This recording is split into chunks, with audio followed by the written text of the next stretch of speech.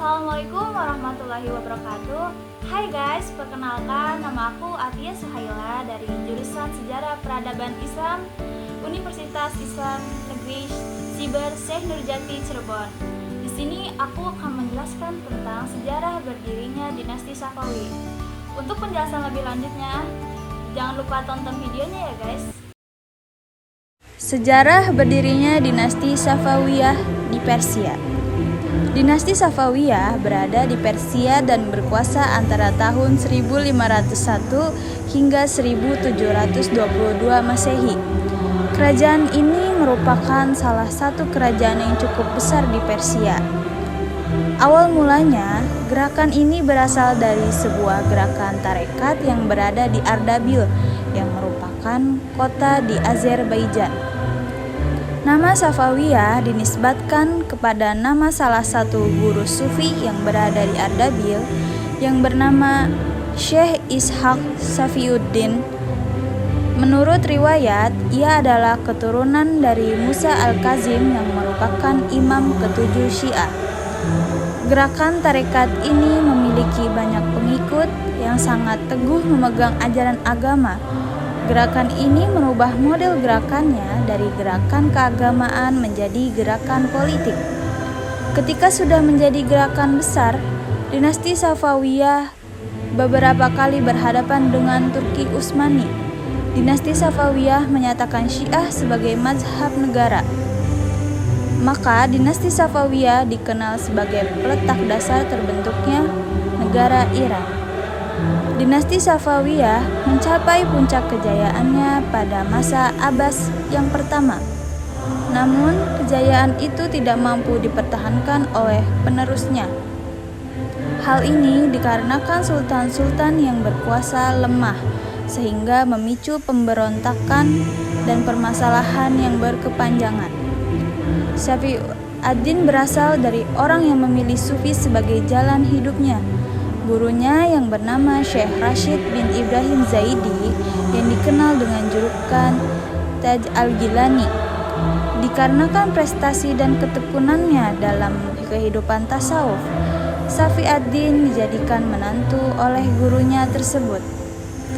Kemudian Safiuddin mendirikan tarekat Safawiyah setelah ia menggantikan guru sekaligus mertuanya yang wafat pada tahun 1301 Masehi. Pada mulanya, gerakan tasawuf Safawiyah bertujuan memerangi orang-orang yang ingkar,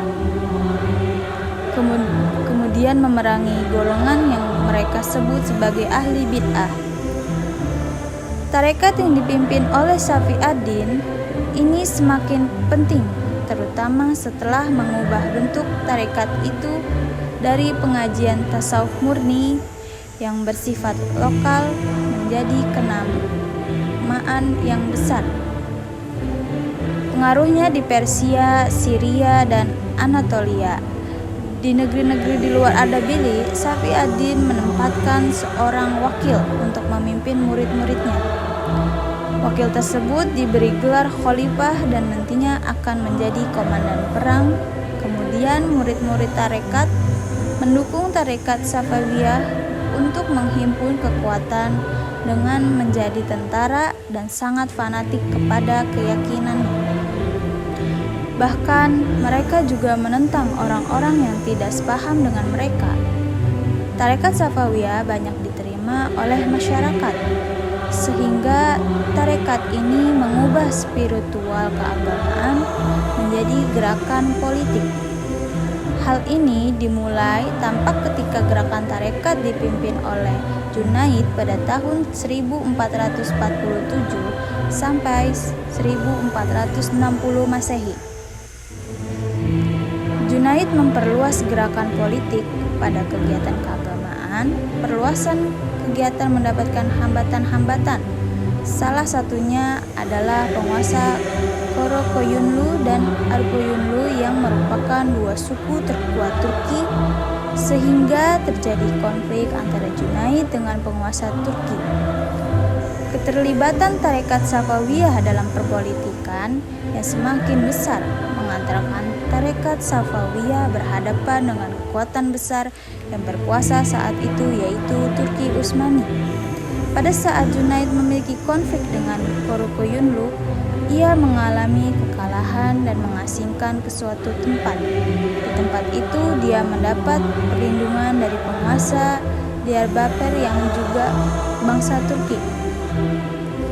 Junaid tinggal di istana Uzun Hasan yang pada saat itu menguasai sebagian Persia. Selama dalam pengasingan, Junaid tidak tinggal diam.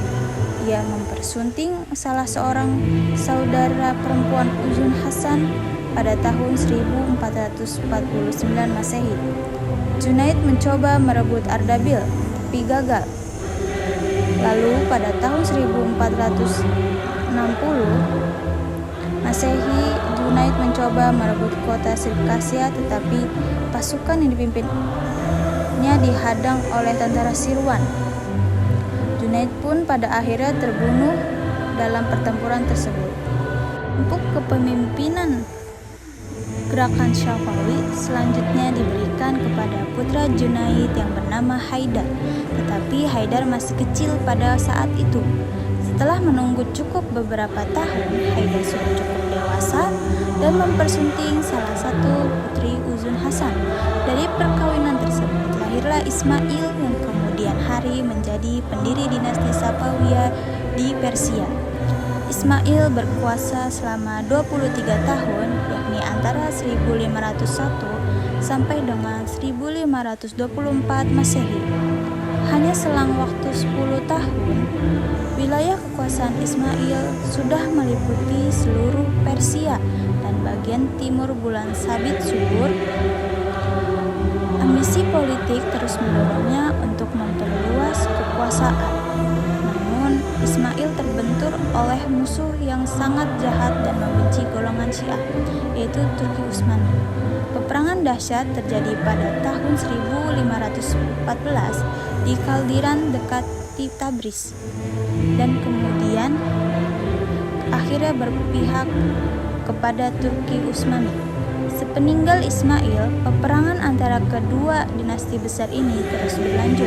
Pada pemerintahan Tahmasp I, Ismail II, dan Muhammad Khudabanda, pada masa kepemimpinan tiga raja ini, dinasti Safawi melemah dan sering terjadi pertentangan antar kelompok di dalam negeri.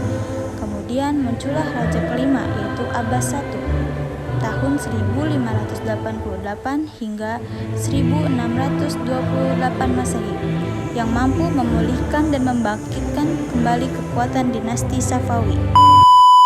Oke guys, terima kasih yang sudah menyimak video aku dari awal hingga akhir.